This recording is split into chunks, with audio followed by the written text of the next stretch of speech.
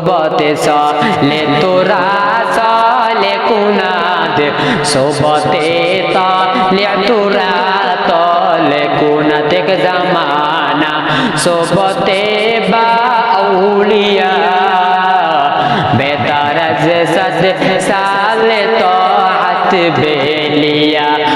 অনেক বড় মাপের একজন আলেম, নাম হলো হযরত শাইখ শেখ সাদী রাহমাতুল্লাহি আলাইহি, যিনি কিতাব লেখছে দাঁত ভাঙ্গা কিতাব, যার কিতাব যারা পড়ে তারা মুতালা করতে বড্ড কষ্ট হয়ে যায়। এত মাপের বড় একজন আলেম রাস্তা দিয়ে হাঁটতেছে, হঠাৎ করে তাকায়া দেখে কোন জায়গা থেকে জানি এত মেশকের ঘ্রাণ। শাইখ শেখ সাদী মনে মনে ভাবতেছে, মনে হয় কেউ খুশবু লাগাইছে বা আতর লাগাইছে, এত সুন্দর পারফিউমের ঘ্রাণ ছুটা যায়।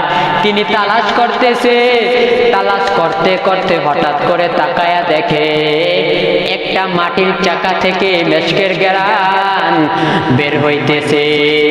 ওই শাইখ শেখ সাদী সেই মাটিটাকে হাতের মধ্যে নিয়া নাকের মধ্যে লাগায়া দেখে এই মাটি থেকে মেশকের ঘ্রাণ বের হইতেছে।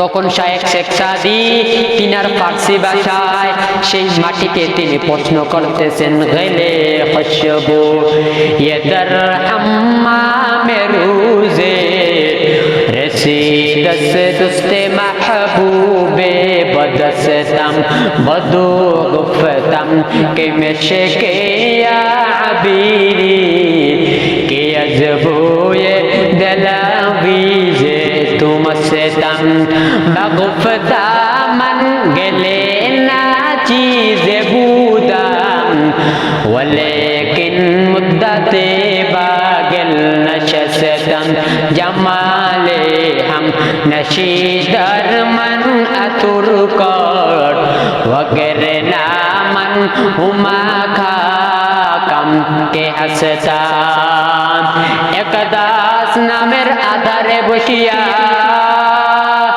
হেরিল মাটির ঢেলা, হাতে নিয়ে শুকিয়া দেখিলাম রয়েছে সুবাস মেলা।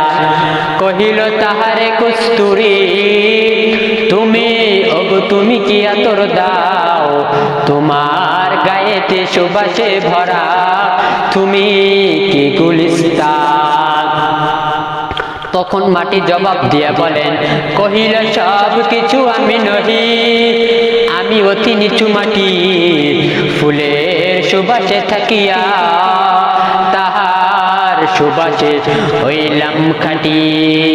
শাইখ শেখ সাদী ডাক দিয়া বলে, রে মাটি তুই কি মেশক না তোর দা, তোর চাইতে এত মেশকের ঘ্রাণ ছুটতেছে কেন? ওই মাটি ডাক দিয়া বলে, শাইখ আপনি তো জানেন না আমি আমার কোনো ক্রেডিট নাই, আমার কোনো ক্ষমতাও নাই, কিন্তু আমি আজকে ধৈর্য ধারণ করছি। আমার বুকের উপর মাটি দিয়ে আঘাত করছে, আমার বুকের উপর একটা ফুলের গাছ বমছে, ওই ফুলের গাছের কারণে আমি মাটির মধ্যে মেশকের ঘ্রাণ বের হইতেছে। এগুলো আমার ক্রেডিট নয়, এগুলো সব হলো ওই ফুল গাছের পাওয়ারে হয়েছে।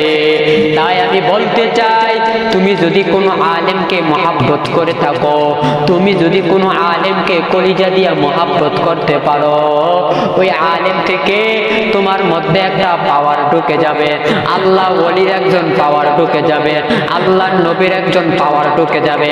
আল্লাহকে পাইতে হলে ওলির সোহবত লাগবে, আর এই সোহবতটা যখন তুমি পাইয়া যাইবা, সেই গাছওয়ালা ফুল থেকে যেমনে মাটির ঘ্রাণ পাইছে, তুমিও আলেমের সোহবতে থাকিয়া তুমিও তার থেকে আল্লাহর রুহানি পাওয়ার পেয়ে যাইবা।